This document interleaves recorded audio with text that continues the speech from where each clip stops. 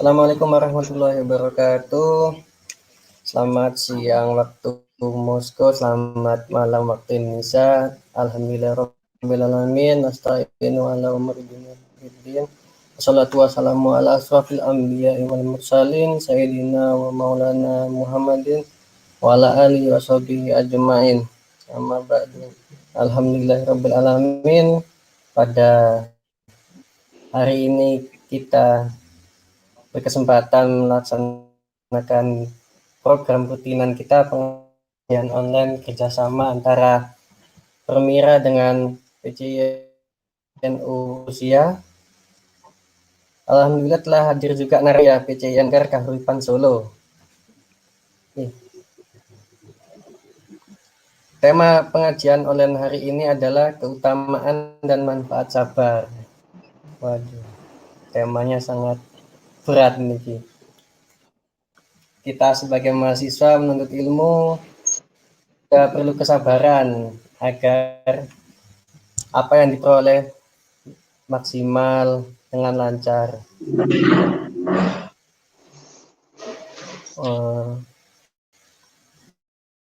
Mungkin itu pembuka dari saya. Monggo Mas Didi Espiono, dipersilakan.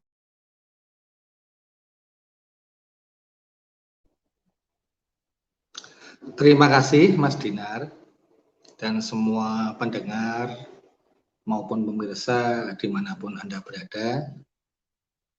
Assalamualaikum warahmatullahi ta'ala wabarakatuh. Saya diberi tema ini nggak mudah, karena tentu untuk berbicara tentang sabar tidak elok kalau yang berbicara itu orang yang masih sering tidak sabar. Sebagai pembukaan, itu saya sampaikan sangat penting, karena itu nanti sebagai tolok ukur saya untuk bisa menyampaikan materi tentang keutamaan sabar, khususnya dalam menghadapi kondisi saat ini di masa pandemi, khususnya lagi bagi mahasiswa dimanapun Anda berada di Rusia yang kebanyakan memiliki keluarga di Indonesia. Artinya tidak semua student atau keluarga mahasiswa itu diajak bareng-bareng studi. Dalam hal ini saya tidak akan mengemas kajian malam ini seperti pengajian pada umumnya, karena peserta menurut panitia adalah heterogen, artinya saya harus mengungkapkan sesuatu itu dari berbagai sudut pandang agar bisa diterima dengan lebih gampang dan gamblang untuk semuanya. Bagi yang belum kenal, saya saat ini sudah di Indonesia. Nama saya Didik Sirwiono. Saya pengasuh Sanggar Kahuripan Surakarta, sebuah organisasi filantropi dan majelis ilmu. Juga saat ini saya masih menjabat sebagai Rois Suriah di PCINU United Kingdom, mungkin sampai tahun 2022. Saya akan mulai kajian kita saat ini tentang sabar. Sabar itu adalah sikap hidup yang selalu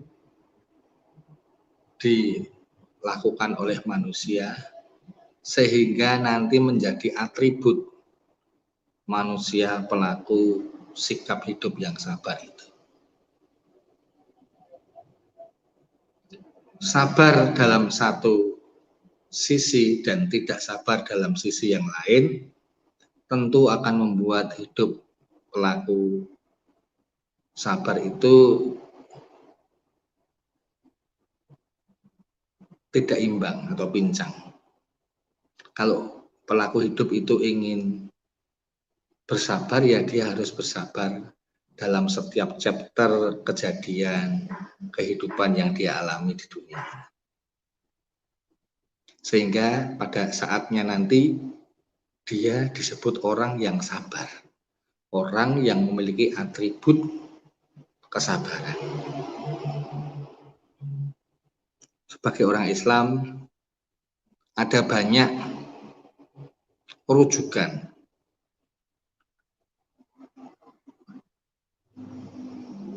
supaya kita melakukan kesabaran di setiap waktu. Yang pertama,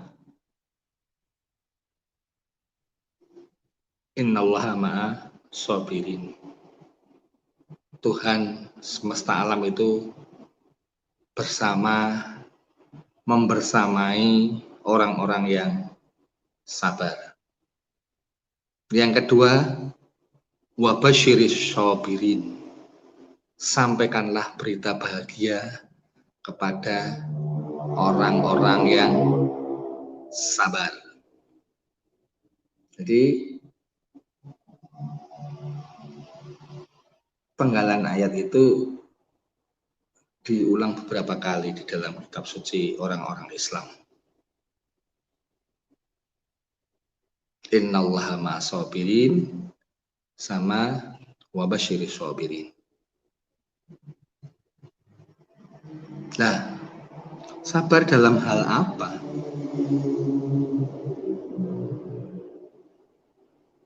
Setiap kejadian itu bisa dimaknai atau dilihat dari sudut pandang orang yang memungkinkan reaksi antara satu orang dan orang lainnya terhadap kejadian itu berbeda. Kejadian yang sama itu bisa dinilai dengan sudut pandang yang berbeda dalam waktu yang bersamaan. Misal, ada bencana tsunami di Aceh pada saat itu. Ada orang yang memaknai bencana tsunami sebagai peringatan karena orang-orang di sekitarnya telah melakukan banyak kesalahan, atau bahkan lebih kejam lagi mengatakan itu azab. Ada sebagian orang yang lain yang berpendapat bahwa bencana tsunami itu adalah cobaan. Kalau dikatakan cobaan, artinya itu diperuntukkan oleh orang-orang yang baik, yang beriman, yang memungkinkan dia meraih derajat yang lebih tinggi tatkala dia lulus cobaan itu. Kejadian yang sama dalam satu chapter waktu yang sama bisa dimaknai baik. Kalau kita perpanjang chapter pemahaman kita tentang tsunami, tentu kita akan mengatakan tsunami di Aceh itu karena benturan atau gesekan yang terjadi antara dua lempeng Asia dan lempeng Australia. Yang itu pada dasarnya nanti akan membawa kemanfaatan, yaitu keseimbangan alam. Karena alam ini bergerak terus menuju keseimbangan. Itu tatkala kejadiannya dilihat dengan time frame yang lebih panjang. Saya akan beri contoh yang lebih simpel. Kalau anak-anak kecil itu di rumah saya, di tempat kami itu, anak laki-laki itu biasanya dihitan atau sunat. Kalau kita maknain chapter sunat itu 30 menit pada saat dilakukan operasi itu, sudut pandangnya akan, waduh sunat itu menyakitkan. Waduh sunat itu mengerikan karena harus masuk ruang operasi. Waduh, anak saya mau sunat, saya harus siapin uang banyak. untuk angpau, untuk syukuran, untuk biaya sunat dan lain-lain. Tapi kalau frame sunat itu kita perpanjang menjadi setahun, 10 tahun, 20 tahun, 30 tahun, sunat itu di samping juga menjalankan apa yang dilakukan Rasul Muhammad Shallallahu Alaihi Wasallam. Sunat itu juga menjaga kebersihan kita, menjaga kebersihan alat kemaluan kita. Kita bisa membersihkan tatkala buang air kecil. Kita bisa juga membersihkan dengan baik tatkala setelah atau sebelum melakukan hubungan intim dan sebagainya tatkala nanti kita sudah dewasa beristri. Jadi chapter sunat pun tatkala kita buat frame time yang lebih panjang, tafsirnya itu akan bisa lebih fleksibel. Bagaimana cara kita bisa membuat time frame yang lebih panjang? Kita tidak bijak untuk menjudge suatu kejadian itu pada saat itu juga. Kita harus melihat kejadian itu sebelum, pada saat kejadian, dan setelah kejadian itu ada apa. Sehingga kata-kata sabar jadi sangat relevan untuk mensikapi kejadian. Karena dengan sabar, kita akan punya waktu yang cukup untuk memikirkan sebab kejadian itu dan akibat kejadian itu nanti di masa mendatang. Kembali ke teks di Quran.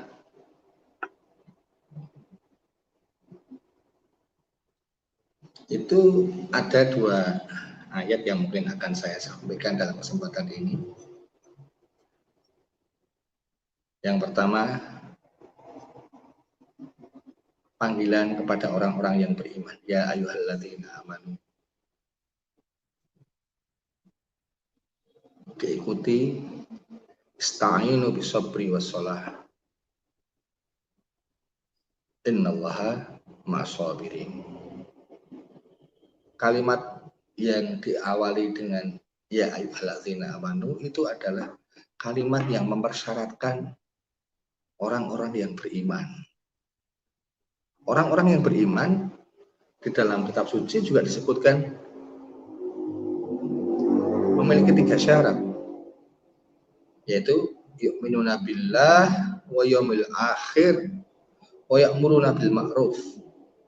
Yaitu orang-orang itu percaya kepada Tuhan dan percaya kepada hari akhir dan juga memerintahkan atau bersegera untuk berbuat kebajikan di dunia ini. Tidak disebut lebih rinci harus Islamkah atau tidak. Alladzina amanu itu tadi. Di sisi yang lain ada 1 ayat lagi yang berbunyi wala nabluwannakum bisyai'in minal khauf wal ju' wa nafsin minal amwali wal anfusi was samarat wa basyiris sabirin. Yang pertama itu adalah panggilan cinta kepada orang-orang yang beriman untuk menjadikan sabar dan sholat sebagai penolong kita untuk mensikapi keadaan. Dilanjutkan, innallaha ma'as-sabirin. Dilanjutkan bahwa Tuhan itu membersamai orang-orang yang sabar. Dengan orang-orang yang sabar tadi bisa merubah pola pikir, sudut pandangnya menjadi sudut pandang yang menenteramkan hati, bisa melihat sesuatu atau setiap kejadian dengan cara yang bijaksana. Ayat yang kedua tadi yang saya sampaikan tadi itu mengajari kita untuk mensikapi tatkala kita diberikan cobaan yang berupa minal khauf, ketakutan, wal ju', kelaparan, wa naqsim minal amwal, kurang bondo, wal anfusi was samarat, kehilangan korban jiwa, meninggal karena Covid. Yang diakhiri dengan kalimat wa basyiris sabirin. berbahagialah orang-orang yang sabar. Kenapa? Dalam mensikapi kejadian itu Allah mengatakan berbahagialah orang-orang sabar, karena orang sabar itu ada lanjutannya. Alladzina idza asabathum musibah qalu inna lillahi wa inna ilaihi raji'un. Tatkala dia dihadapkan dengan musibah tadi, kelaparan, penyakit, kehilangan jiwa, dia tidak merasa kehilangan, karena sejatinya semua itu milik Tuhan, bukan milik kita. Kalau milik Tuhan, sudah pantaslah Tuhan yang memelihara. Andai kata pun mau diambil atau diminta, sudah pantaslah dia kembali kepada si pemiliknya. Milik Tuhan yang diamanatkan kepada kita, tatkala sudah diambil pemiliknya, berarti kita sudah bebas dari mengemban amanah Tuhan tadi.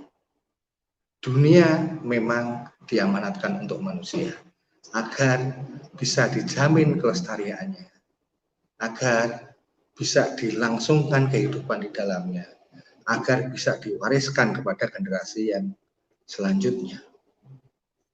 Demikian juga anak cucu kita yang dititipkan kepada kita, yang kita didik agar kelak bisa meneruskan perjuangan kita menjadi orang-orang yang membawa kemaslahatan bagi masyarakat, bagi alam semesta. Tatkala kita menyadari bahwa apa-apa yang ada di dalam diri kita maupun yang dititipkan kita bukan milik kita, tentu kita tidak merasa kehilangan. Tatkala tidak merasa kehilangan, tentu kita tidak merasa susah. Apalagi tatkala kita yakin bahwa yang mengambil itu adalah yang memiliki, yang sudah sepantasnya memelihara, memiliki, tentu kita akan berbahagia. Sehingga tatkala ada musibah yang mungkin menghampiri kita di Indonesia saat ini, ada COVID, mungkin ada keluarga kita yang terkena, mungkin ada bisnis kita yang terdampak dan sebagainya, kita harus ingat bahwa toh kalau itu diambil oleh Tuhan, sudah semestinya karena itu memang milik Tuhan, dan tatkala itu sudah ada di samping Tuhan, itu akan menjadi kebebasan bagi diri kita. Kita tidak dapat amanah yang sesuatu yang telah meninggalkan kita, dan kita yakin juga sesuatu yang tadi diambil menjadi akan lebih baik karena diambil oleh yang paling mencintai sesuatu itu, yang paling memiliki sesuatu itu, yaitu Tuhan seluruh sekalian. Saya kira dengan tafsir sederhana tadi itu yang menjadikan sabar dan sholat sebagai penolong, dan yakinlah bahwa orang yang sabar itu bersama Tuhan, dan yang menjadikan memberikan kabar gembira kepada orang sabar tatkala ada sedikit ketakutan, bencana dan sebagainya, karena kita yakin bahwa semua itu milik Tuhan dan sudah selayaknya kembali kepada Tuhan, maka sikap hidup kita akan menjadi lebih tenang dalam menghadapi sesuatu dan akan lebih jernih dalam mengambil sudut pandang setiap kejadian yang kita alami saat ini. Tentu hal itu tidak mengakibatkan kita untuk menjadi bermalas-malasan dan menjadikan kita bersifat nihilis. Tentu itu hanyalah suatu trigger agar kita bisa berbuat lebih baik lagi, lebih baik lagi, lebih keras lagi, dan dengan hati yang lebih tenang. Karena kita yakin bahwa semua milik Tuhan dan sudah sepantasnya suatu saat nanti semua kembali kepada Tuhan. Sehingga sikap sabar itu akan menjadi kunci dalam menghadapi semua yang baik, semua yang kurang baik menurut sudut pandang kita, semua yang indah, semua yang mungkin kurang indah dari sudut pandang. Karena sabar adalah kunci untuk kita bisa menilai sesuatu itu lebih jernih, lebih panjang, sehingga kita bisa mengambil pelajaran pada setiap kejadian yang berlaku di dunia ini. Saya kira itu, mungkin nanti bisa dilanjut sesi tanya jawab apabila diperlukan. Intinya mari kita sama-sama belajar tidak ada yang menggurui dalam hal ini. Kami khususnya, kami hanya diperintah oleh panitia untuk menyampaikan sesuatu tentang sabar. Akhir kata, usikum wa nafsi bittaqwallah wa huwal muwaffiq ila aqwamit thoriq. Wassalamualaikum warahmatullahi wabarakatuh. Terima kasih. Waalaikumsalam warahmatullahi wabarakatuh. Terima kasih Mas Didi atas materi yang disampaikan. Wah, sangat menarik sekali ya tentang sabar. Bagaimana menghadapi sabar itu dan bagaimana manfaat dari sabar. Mungkin dari pemirsa, dari teman-teman ada yang ingin bertanya bisa langsung ditulis di kolom YouTube.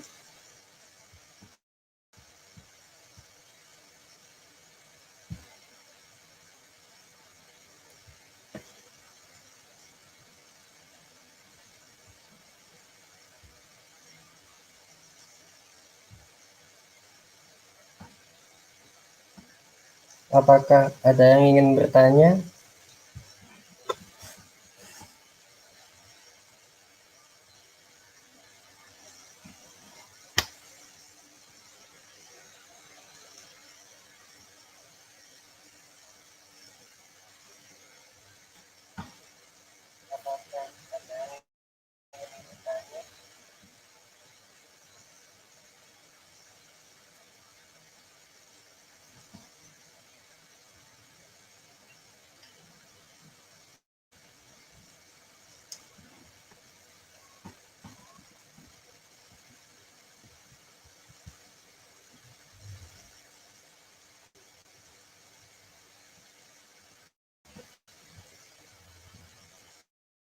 Kalau tidak ada yang bertanya, saya ingin bertanya, Mas Didi.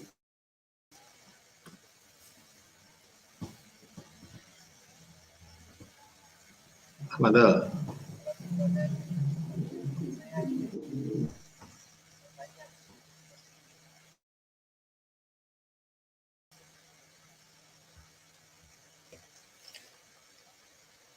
Untuk para pelajar sendiri itu sabar itu berat ya, Mas Didi.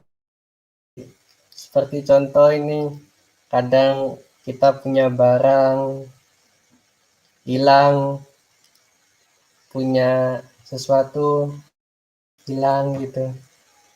Nah, apakah sabar itu ada batasan atau seperti apa, Mas Didi? Itu sih pertanyaan saya. Ani Maulana ini. Ya, terima kasih pertanyaannya, Mas. Batasnya adalah diri kita sendiri. Itu seperti ziyadun nafas. Sebetulnya yang menjadi musuh dalam menghadapi permasalahan setiap individu itu adalah diri kita sendiri. Kita mau seperti apa, pasti akan terjadi pertentangan di dalam diri kita. Tatkala kita bisa memenangkan pertentangan itu, bagian itulah yang nanti akan menjadi respon kita keluar. Sebagai contoh tadi, kehilangan barang. Kehilangan barang itu kan responnya banyak itu.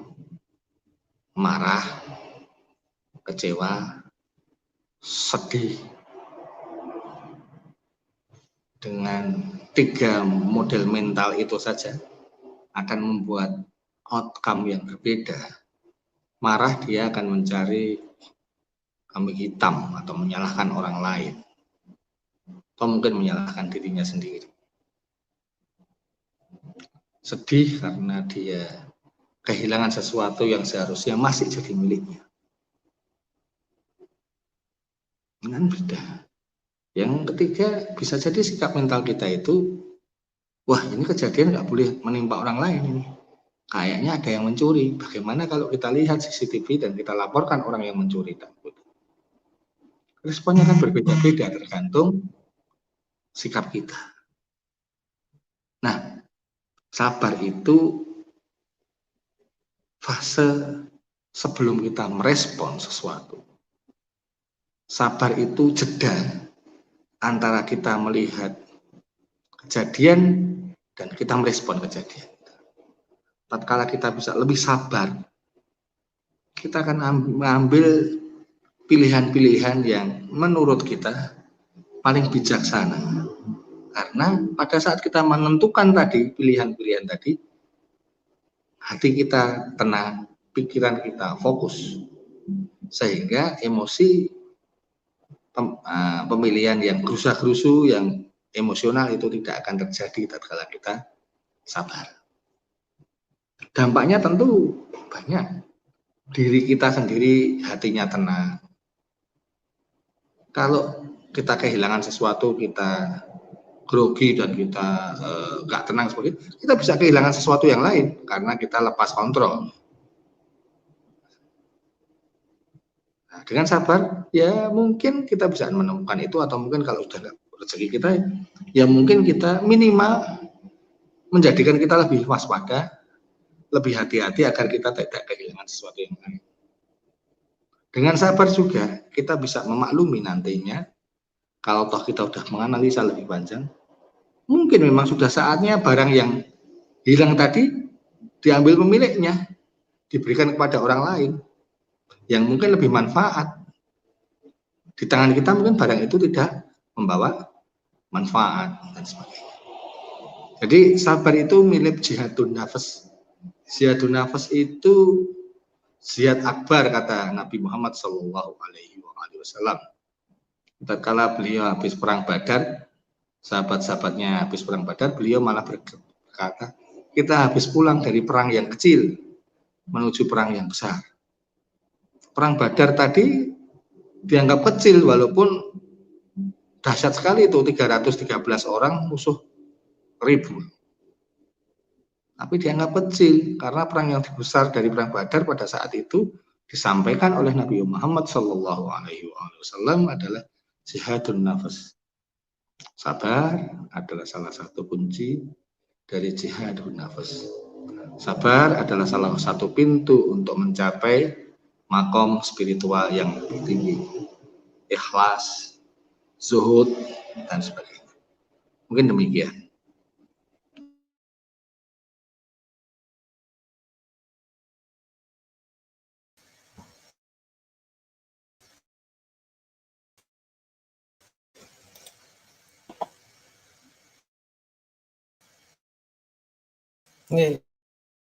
Terima kasih Mas Didi atas jawabannya.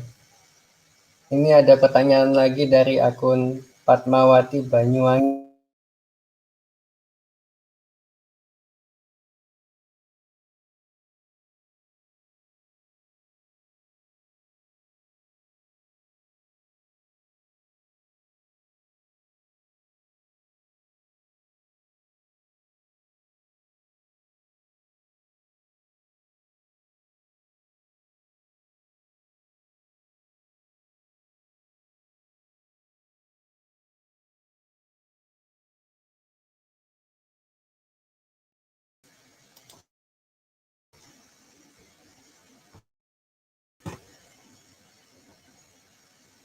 Salam.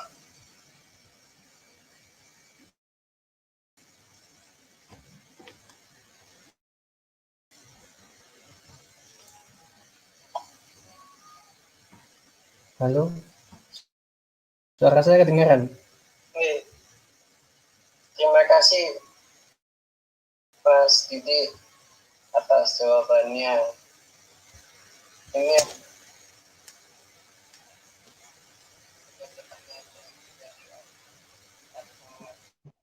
Oke, dari Saudari Fatmawati ya, bagaimana agar tetap bersabar menghadapi masa pandemi? Ini ada pertanyaan, bagaimana agar tetap bersabar menghadapi masa pandemi ini, apalagi saat masukan mulai berkurang, sabarnya mulai berkurang.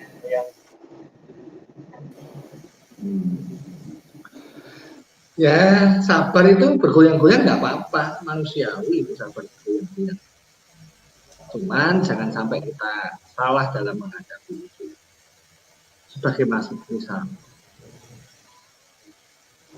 pandemi ada, pendapatan berkurang. Dua pilihan, sabar atau tidak sabar. Kalau sabar, apakah penghasilannya makin berkurang? Apakah pandeminya makin naik kalau kita sabar? Sebaliknya, kalau kita tidak sabar, apakah penghasilan kita jadi meningkat atau pandeminya jadi hilang karena ketidaksabaran kita? Kan tidak. Sabar adalah sikap dari suatu kejadian. Sabar adalah modal untuk bersikap dari suatu kejadian. Tatkala kita sabar, tentu kita akan bisa mengurai permasalahan keuangan kita, mengurai permasalahan pandemi dengan lebih arif, dengan lebih bijak, sehingga kita tidak terjangkiti penyakit-penyakit yang lain, penyakit kecewa, penyakit putus asa. Yang paling berat adalah penyakit putus asa. Nah, satu ini tentang putus asa dan tidak sabar. Saya teringat satu dialog antara salah satu imam dari keturunan Nabi Muhammad SAW kepada muridnya. Tatkala muridnya itu berkata, Tuhan, cucu dan Nabi, uangku habis, hartaku habis, rumahku terbakar. Aku sudah tidak punya apa-apa lagi. Terus sang imam tadi berkata, apakah kamu lupa dengan nikmat Allah yang lain yang masih berada di sisimu, masih kau nikmati, masih bisa kau lihat, masih bisa kau rasakan saat ini, sehingga seolah-olah engkau tadi menistayakan, menihilkan nikmat Allah dan kau hanya merasakan apa yang hilang dari dirimu.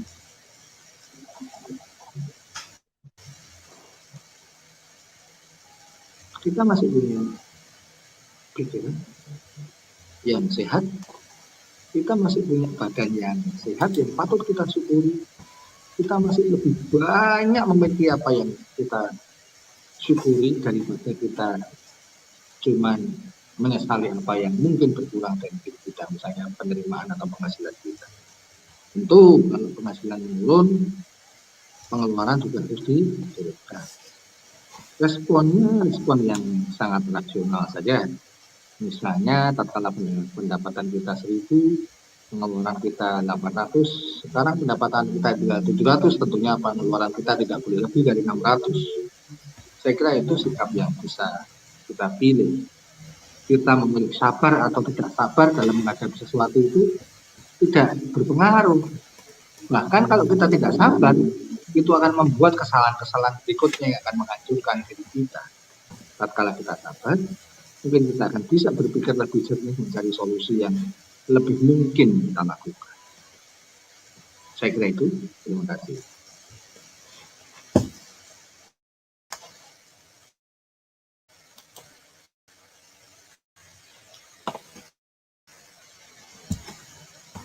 Terima kasih Mas Didi.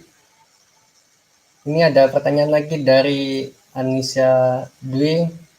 Izin bertanya, antara sabar dan ikhlas, manakah yang lebih utama?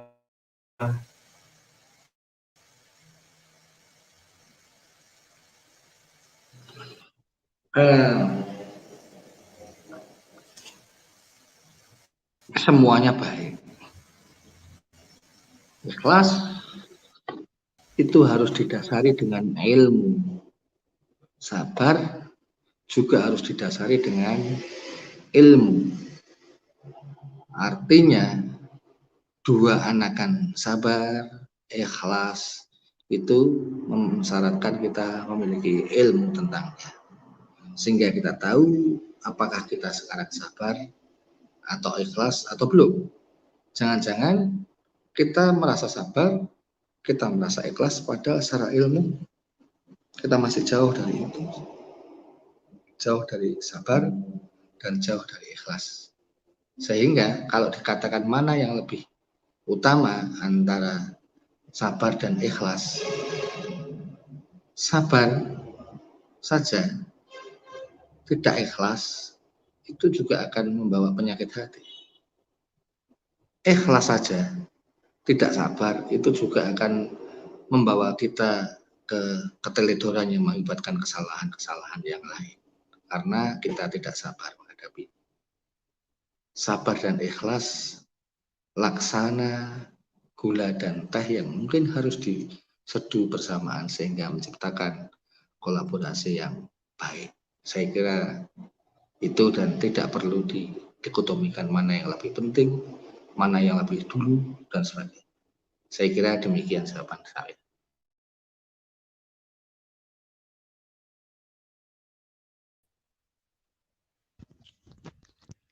Terima kasih Mas Didi atas jawabannya. Ini ada pertanyaan lagi dari akun Teguh Imanullah. Izin bertanya, dalam kehidupan sehari-hari terkadang terlalu sabar, akan dikatakan lemah dan terlalu lembut. Bagaimana siasat untuk membuat batasan-batasan tertentu sehingga antara tegas, sabar, dan lemah lembut tetap berada dalam koridor-koridornya?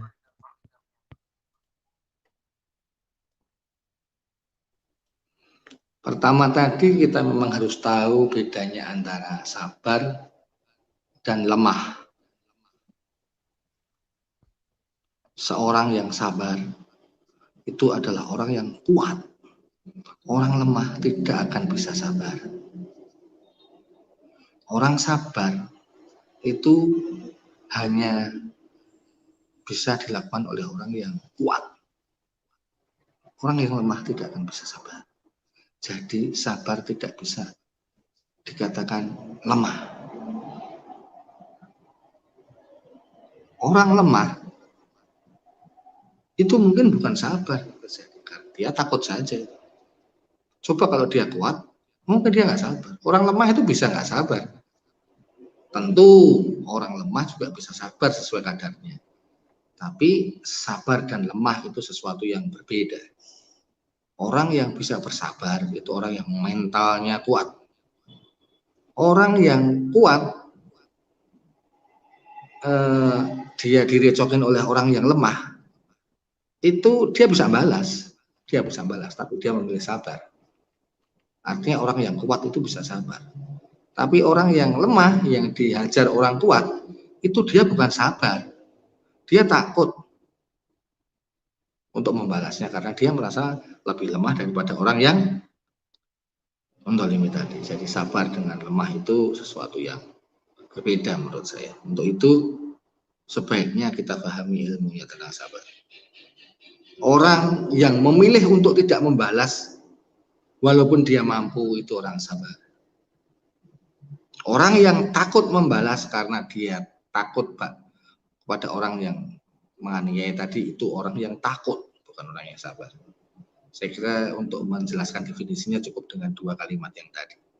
Terima kasih. Terima kasih Mas Didi atas jawabannya. Ini ada lagi pertanyaan dari akun Blueby. Assalamualaikum Ustadz, izin bertanya, batasan-batasan sabar seperti apa yang harus kita wanti-wanti? Contoh saja, terkadang saking sabarnya kita jadi kebablasan seakan tidak memperjuangkan yang sebenarnya bisa kita perjuangkan. Terima kasih sebelumnya. Pertanyaannya bagus, lagi-lagi tentang batasan kesabaran. Sabar dalam menghadapi sesuatu itu tidak diam. Sabar berbeda dengan diam.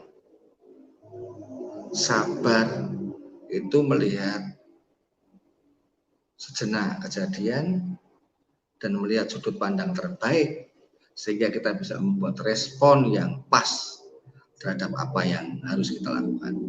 Kita ditolimi misalnya kita ditolimi.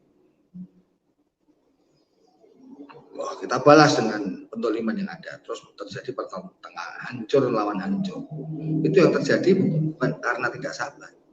Kalau orang sabar ditolimi, kita punya undang-undang, Apakah tidak kita tegakkan undang-undang itu dengan cara meminta bantuan hukum orang-orang yang memiliki kapasitas? Saya mau tanya, kalau ada dalam kejadian itu hanya ada dua pilihan, zolim apa mazlum, apa yang akan kita pilih? Tentu kita tidak akan memilih mazlum, karena mazlum itu mendolimi orang lain. Tentu kita akan pilih jadi orang yang terdolimi. Orang yang terdolimi tidak diam saja. Paling lemah dia bisa minta bantuan Tuhan lewat doa. Karena Tuhan berjanji, innallaha ma'as-sabirin. Karena Allah juga berjanji bahwa orang-orang yang teraniaya, yang terdolimi, itu orang-orang yang ijabah atau istijabah doa-doa. Saya kira kita mesti tahulah sabar itu secara ilmu. Sabar itu apa? Apakah sabar itu meniscayakan kita diam saja tatkala kita didolimi atau tidak? Sabar itu tidak berarti kita diam saja. Sabar itu kita mencari solusi terbaik dengan cara tidak cepat merespon, tapi melihat sudut pandang yang terbaik dari suatu kejadian, sehingga respon yang kita pilih adalah respon yang optimal. Saya kira itu jawabannya, dan tadi itu mirip juga dengan pertanyaan sebelumnya. Terima kasih. Oke, terima kasih Mas Didi. Ini ada pertanyaan lagi dari akun Anissa Dwi. Izin bertanya lagi, bagaimana sebaiknya seseorang bereaksi ketika merasa marah terhadap sesuatu ujian yang dihadapinya?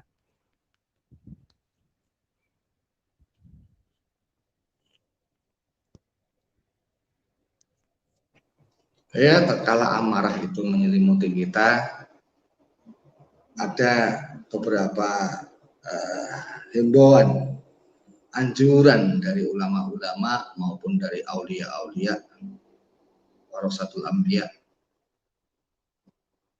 Istighfarlah. Kalau tidak, duduklah kita kalau kita sedang berdiri. Kalau kita sedang duduk, kok kita marah, tiduranlah kita. Kalau kita sedang tiduran masih tetap marah, bangkitlah, ambil air wudhu. Karena air wudhu itu memadamkan amarah seperti air memadamkan api, kata baginda Imam Muhammad Al-Baqir bin Ali As-Sajjad Zainal Abidin bin Husain bin Ali bin Abi Thalib. Saya kira itu. Beliau juga guru dari Imam Anas bin Malik.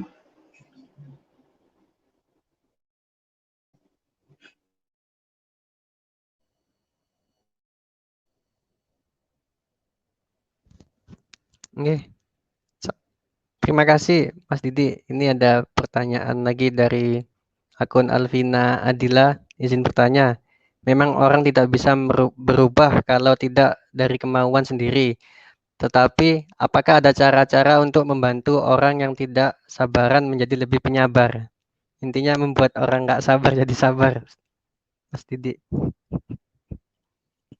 Ya, kalau ingin membantu orang yang tidak sabar agar bisa sabar, ya selesaikanlah permasalahan dia. Kalau dia lagi tidak sabar antri, ya kasihlah jatah antrian Anda agar dia lebih cepat dalam antri. Kalau tidak sabar untuk makan, ya segera kasih makan. Carikan solusi buat mereka. Karena sebetulnya khairun nas anfa'uhum linnas. Orang yang paling baik di sisi Tuhan adalah orang yang paling bermanfaat bagi sesama manusia.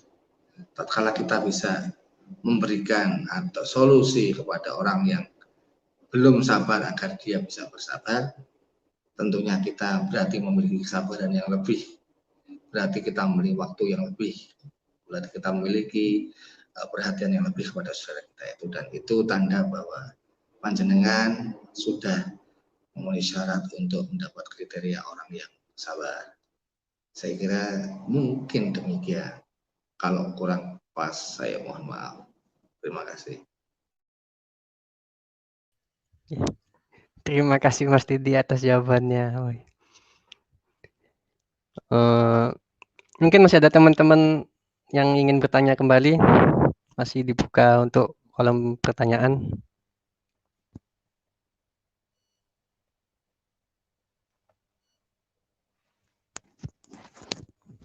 Saya mau cerita sedikit nih Mas Didi, pengalaman saya di sini nih tentang sabaran. Ya, di sini tuh gimana ya untuk mengurus pemberkasan itu dari kampus kan. Itu kadang suka bikin kita jengkel, bikin kita marah. Kalau ngomong itu harus dengan intonasi tinggi Mas Didi kalau di sini. Kadang urusan besok datang lagi ya di kampus. Besoknya dia masih nanya, ngapain datang lagi ke sini gitu. Terus ketika janjian juga sama kampus, ternyata sampai sana tutup kan. Nah, ketika besoknya udah buka lagi, nah itu lagi intonasinya harus tinggi. Jadi modelnya kayak mau marah-marah gitu. Wah, tapi ya buat apa marah gitu kan Mas Didi. Nah, untuk seperti itu tuh baik nggak sih Mas Didi?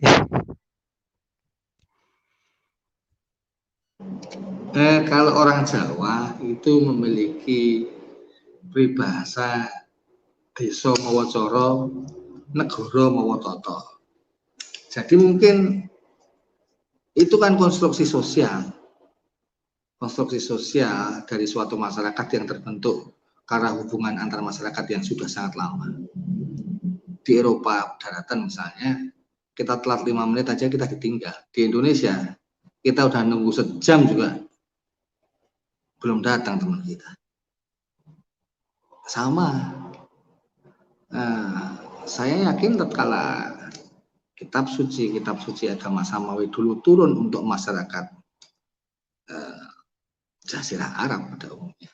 Tentu sosiologis Jazirah Arab, sosiologis pemasyarakat saat itu sangat mempengaruhi bentuk komunikasi dalam Al-Quran. Misalnya Al-Quran di sana tidak banyak bercerita tentang logis, tapi dia bercerita dengan gaya bahasa naratif, gaya bahasa deskriptif, bahkan gaya bahasa yang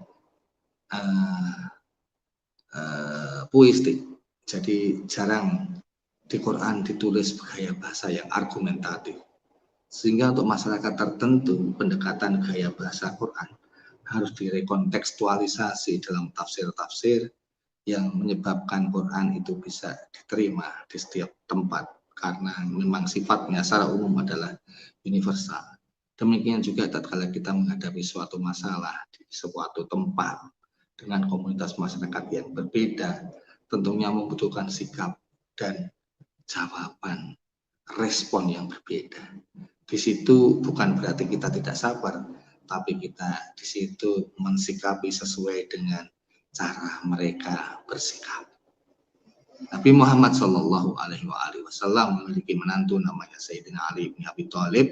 Tatkala dia ditanya oleh 10 orang tentang satu pertanyaan yang sama, jawaban Sayyidina Ali bin Abi Thalib adalah berbeda-beda, tergantung siapa yang bertanya.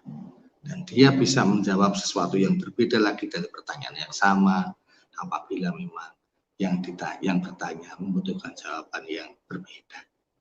Saya kira itu adalah hukum yang sangat manusiawi apabila kita mengenal psikologi suatu seseorang atau sosiologi masyarakat, tentunya kita harus bersikap yang sesuai dengan kaidah yang berlaku di sekitar itu. Berbicaralah kamu sesuai dengan orang yang kamu ajak bicara. Demikian kaidah yang telah disampaikan baginda Nabi Muhammad Shallallahu Alaihi Wasallam kepada kita. Terima kasih. Terima kasih Mas Didi atas tanggapannya. Nah, itu pengalaman sekali itu kan. Orang sini seperti itu kan. Kadang harus berbicara dengan intonasi tinggi gitu baru paham. Kadang ada kalau orang sini sampai debat-debat gitu kan. Dengan intonasi yang tinggi. Nah, ini Mas Didi mungkin ada pesan-pesan buat mahasiswa Indonesia yang sedang kuliah di Rusia. Itu Mas Didi. Ya, khususnya bagi saudara-saudara saya yang sedang kuliah, sabarlah, tetap kerja keras, tuntutlah ilmu semaksimal mungkin. Ambil sesuatu yang baik dari tempat Anda, semua mengambil pelajaran. Tinggalkan sesuatu yang tidak baik. Ambil nilai-nilainya yang baik, tinggalkan nilai-nilai yang tidak baik. Apabila kita melihat kebudayaan yang mungkin bisa kita tiru di tempat kita, yang pada budaya aslinya esensinya tidak baik, isi dengan esensi yang baik. Demikianlah Islam mensikapi sehingga orang-orang Islam selayaknya bisa hidup dimanapun, di cuaca apapun, di jenis komunitas sosial manapun, karena kita bisa mengambil yang baik dari suatu kejadian atau dari suatu kebiasaan dan meninggalkan yang tidak baik. Sekaligus kita bisa mengisi sesuatu esensi dari suatu kegiatan itu menjadi esensi yang baik, walaupun pada awalnya kegiatan itu mungkin tidak baik. Demikian dari kami, usikum wa nafsi bittaqwallah, wallahu muwaffiq ila aqwamit thoriq. Assalamualaikum warahmatullahi wabarakatuh. Waalaikumsalam warahmatullahi wabarakatuh. Terima kasih Mas Didi atas ujangannya untuk hari ini. Materi yang disampaikan sangat bermanfaat buat teman-teman. Ya, karena kondisi di sini kan dengan corak masyarakatnya yang intonasi nada tinggi, kita juga dari Indonesia, budaya kita lemah lembut kan, jadi harus saling menyesuaikan satu sama lain gitu kan. Ya, terima kasih Mas Didi. Oke. Nah, terima kasih buat pemirsa yang sudah menonton kajian online pada hari ini tentang tema sabar. Semoga apa yang disampaikan oleh Mas Didi bermanfaat dan bisa diterapkan di lokasi masing-masing, karena ya orang Rusia seperti itu kan. Kita orang Indonesia harus tetap menjunjung tinggi budaya kita dimanapun kita berada gitu kan. Oke. Sekian pengajian hari ini. Apabila ada kata sepatah dua kata kesalahan mohon dimaafkan. Ila muwaffiq ila aqwamit thoriq. Assalamualaikum warahmatullahi wabarakatuh.